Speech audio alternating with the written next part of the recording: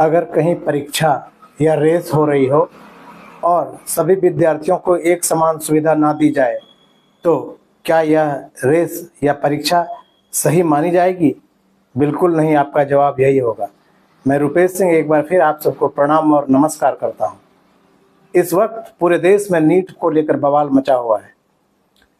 NEET paper leak का मामला तो आप सुन ही रहे हैं, लेकिन सच्चाई यह है कि नीट परीक्षा में परीक्षा सेंटर और परीक्षा सेंटर में दी जाने वाली सुविधा को लेकर भी काफ़ी घोटाला हुआ है।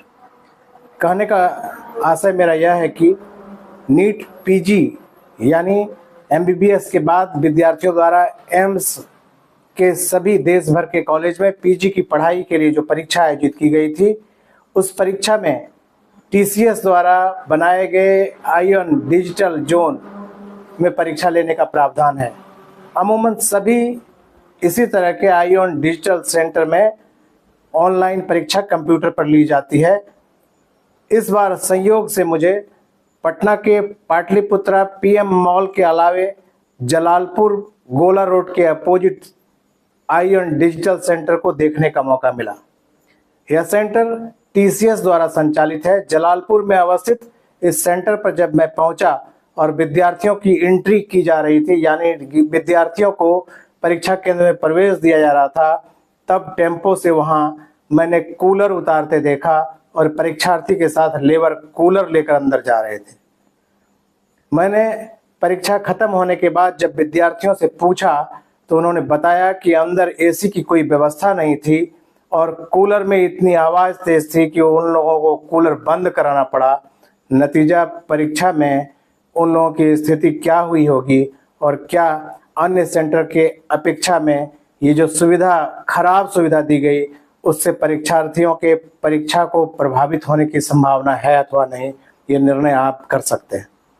कंप्यूटर जहां भी संचालित होता है वो उसे एसी के अंदर होना ही चाहिए, अन्यथा उसकी स्पीड और अन्य चीज़ों पर सीधा प्रभाव पड़ता है, यह सभी जानते हैं। ऐसी परिस्थिति में टीसीएस जैसी नामी संस्था, जिसको आयन डिजिटल जोन दिया गया है और जहां परीक्षा अमूमन हमेशा संचालित होती है, वहां इस तरह की परीक्षा में ऐसी लापरवाही निश्चित रूप से परीक्षार्थियों के रिजल्ट को प्रभावित करेगा और अन्य परीक्षा केंद्र जहां अच्छी व्यवस्था है उसकी अपेक्षा परीक्षार्थियों में मायूसी थी कि वे पूरे परीक्षा के दौरान गर्मी 45, 46, 47 डिग्री तापमान में गर्मी में परेशान होते रहे और उन्हें ऐसी ही हालत में परीक्षा देनी पड़ी, क्योंकि विरोध का स्वर यहाँ सुना नहीं जाता है। धन्यवाद, प्रणाम। फर्स्ट सिटिंग वाला का एग्ज़ाम हो गया है और सभी लोग निकल के जा रहे हैं और यहाँ जितने भी सेकेंड शिफ्ट का है सभी लोग लाइन में लग गया है, क्योंकि एंट्री का समय हो गया है, 11 बज गया है।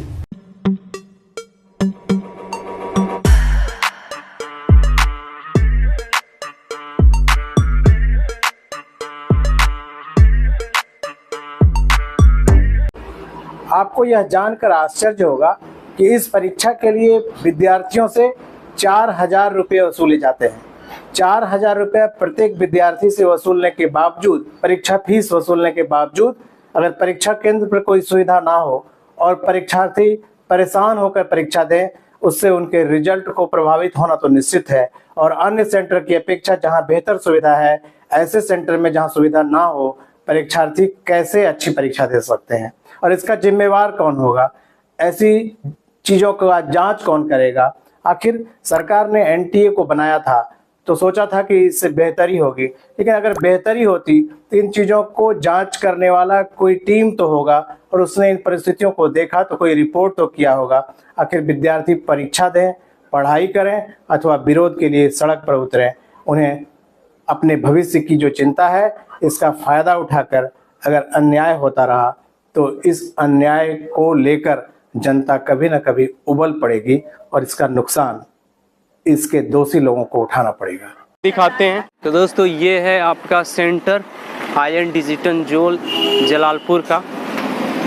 उधर से जाने का है और इस तरफ भी रखने का है, बैग वैग आप जमा कर सकते हैं। इस तरफ यहाँ पे चार्जर उर्जर का भी सुविधा है, तो कुछ पैसा लेगा, आपको बैग वैग रखने के लिए अच्छा सुविधा दे दिया जाएगा।